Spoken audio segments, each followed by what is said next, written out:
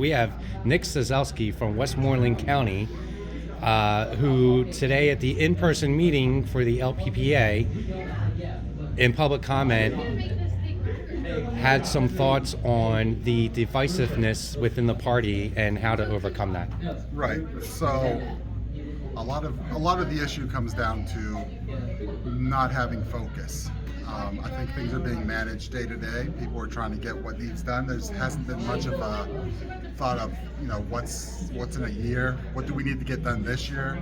Where are we going to go in 5 years? Where are we going to go in 10 years? And that kind of leads to stagnation. Right. And stagnation leads to people finding every little thing to disagree about, Right. trying to, power games, internal politicking. And so that kind of is, I think, the root of a lot of the infighting that we see. So. And how important is it to get past that in the upcoming 2024 presidential election? Well, we want to be united behind whoever the eventual nominee is, and create a strong team in Pennsylvania to support whoever that nominee is, to not only get the libertarian message out on the biggest stage that we get every 4 years, but also to secure our own ballot access going into the future, retain our minor party status, and control who uses the libertarian line. Right. So, and to get past some of this divisiveness, so there is a push in Pennsylvania state actually to promote open primaries. So I don't know how many people are aware of that, but it's kind of being talked about as of late in Pennsylvania state from senators and representatives. So, but you had also mentioned some out-of-state efforts going on. Also, Georgia and I believe Texas. You mentioned. I mentioned throughout the day. I've mentioned Georgia, Texas, and Colorado. Colorado, that was the other one. So yeah, Colorado is the most simple, right? And talking to those guys, they've gone through and kind of come up with a whole goal-setting system. I bought a copy of that just because I am curious on that. They set their goals. They went out there.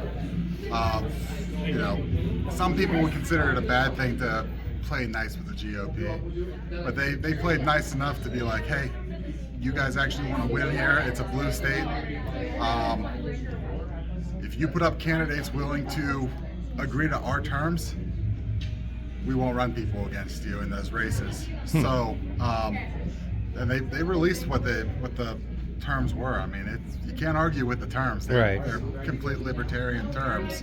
And I believe I see some of the results of it. So basically, the Colorado GOP has to ask permission of the Colorado LP to run anyone.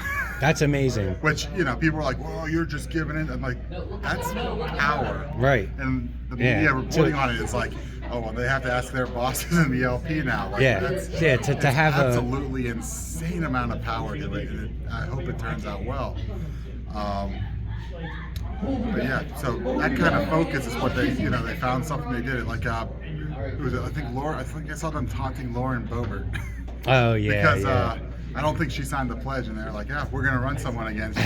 You might lose because you're already in a tough start. So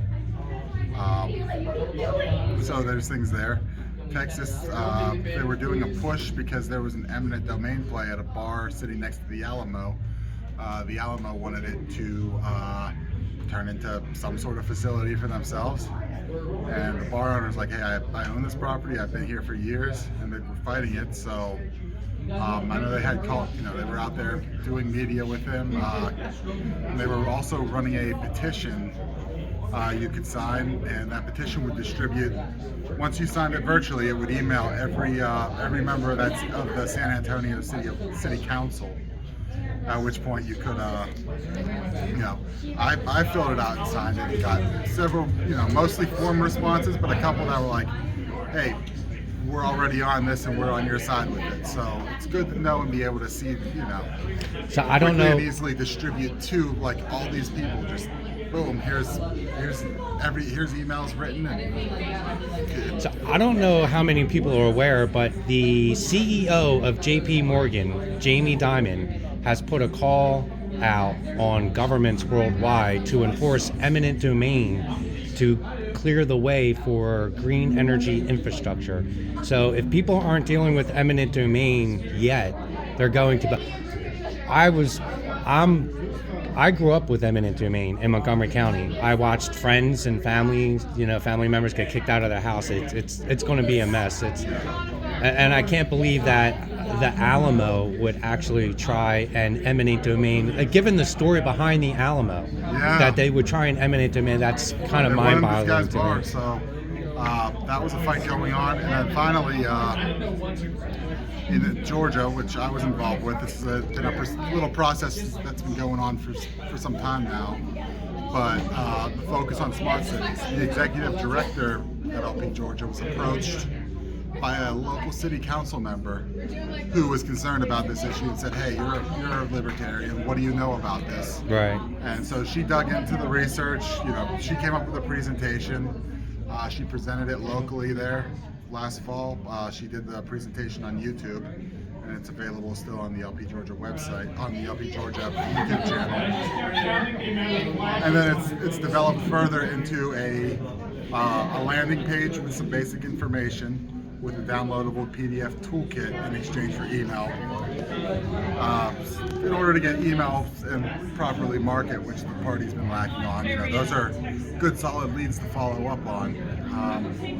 So you get those, they get some information on it, and then it's also included getting county affiliates involved with freedom of information requests to their local governments, asking how they are, what kind of equipment they're buying, what they're implementing, license plate readers, cameras, whatever. It's Agenda 2030 stuff. That's what it sounds like to me. Yeah. So the county affiliates are looking into who's taking what money and what are they buying with it and where this equipment is, for further outreach at that point.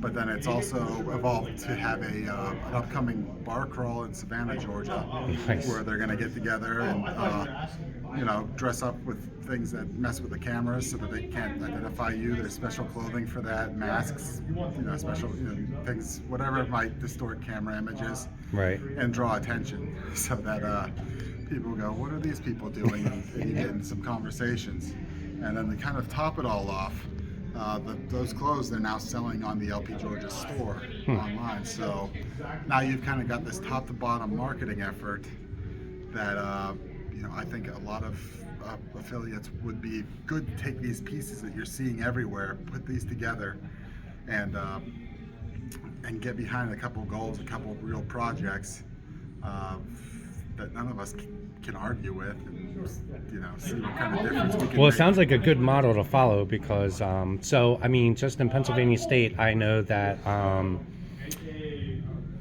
it's Center County or capital area. I think maybe Center County, Montgomery County, Bucks County, and I believe there's 2 other counties that are currently dealing with eminent domain. Well, what did you think about today's in-person meeting, the hybrid executive board affiliate council board meeting? I think it was over. I think it seemed like it went fairly smooth. I think some stuff got done. Like I said, there's still a lot of day-to-day business going on in here, and not a lot of, there was no conversation really forward-looking out, and that's something that we have to start getting into.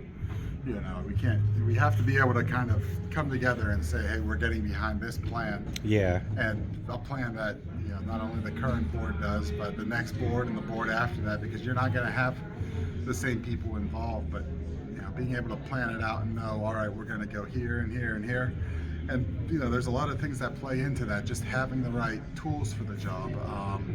And I think we made a big step forward to get, starting with this base camp trial, because that does give us the ability to throw things on the calendar, throw tasks, assign tasks, have documents that we need right there, accessible for everyone, and communication in threads and things like that, where you're not all on, one giant signal chat where it's right. Things are getting thrown everywhere, things get buried, you don't have it, you have to go dig it back up. So Having the right tools makes a big difference on the job. So.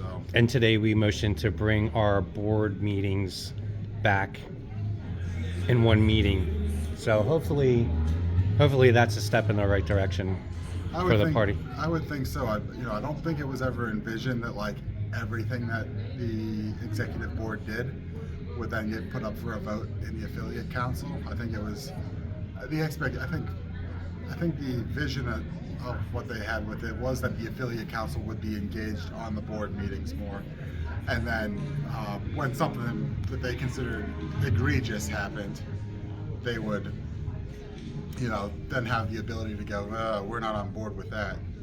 But it was supposed to be more of it wasn't, it really wasn't, at least in my mind, wasn't supposed to be like, well, the executive board has to initiate everything and do something, but then, the affiliate council just has to give a yes or no. Yeah, well, it's a new system, new bylaws, so there's going to be some growing pains. Right, and, it might make sense to reunify that. It probably would have made sense to think about, requiring a certain number of members of the affiliate council to challenge a motion of the executive board in order to, so that it's not wasting everyone's time either, right? If one person can say, I think I want to veto that, right? Now you're forcing everyone to into it. So. Well, you also sit on the Judiciary Committee for the LPPA. Yeah. And I had anticipated a very busy year for your committee with the new bylaws and the new system, but I'm hearing that's not necessarily true. There have been a couple requests for advisory opinions, but no one has. Right, but in the last couple years, I think I've counted damn near 30 disciplinary actions since 2021. So, to me, it seems like a calm year with a new system and new bylaws. But well, it's nice to not have to do a disciplinary thing, right? People aren't getting tossed. It's it's generally. My understanding there was one disciplinary action, but that was taken and accepted, and everyone's moved on past it. Thank God. So would you be interested in talking more about this with us? I could do that. Awesome. So. All right. Nick Ciesielski. I can't say it. I'm so sorry, Ciesielski.